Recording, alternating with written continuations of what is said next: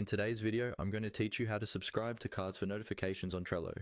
This is a simple yet essential skill that can really help streamline your workflow and keep you up to date with all the latest developments in your projects. First things first, let's head over to the Trello board where all the magic happens. If you're new to Trello, you'll find that boards are essentially your hub of organization. Each board can represent a project, and within these boards, you can manage various tasks through what are known as cards. To begin, open your browser and navigate to your Trello account.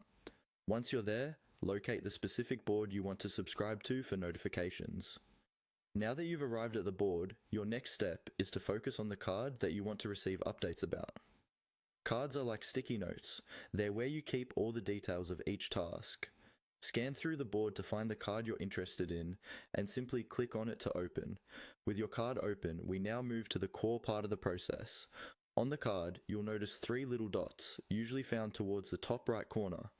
These dots represent the options menu, giving you access to additional features and settings related to the card. Click on these three dots. This will bring up a menu with several options. Within this menu, you're looking for the option labeled Watch. By clicking Watch, you're essentially signing up to receive notifications about this card. This means you'll be alerted to any activity, comments, or changes that happen on this card, so you're always in the loop. This can be particularly helpful if the card represents a critical task or component of your project that you don't want to miss updates on. By following these straightforward steps, you can easily subscribe to any card for notifications. It's a small change that can make a big difference in how you manage your projects, ensuring you're always up to date on important developments without having to constantly monitor the board manually. Remember, you can repeat this process for any number of cards depending on your needs. This flexibility allows you to tailor your notifications to focus solely on what matters most, helping you stay productive, organized, and informed.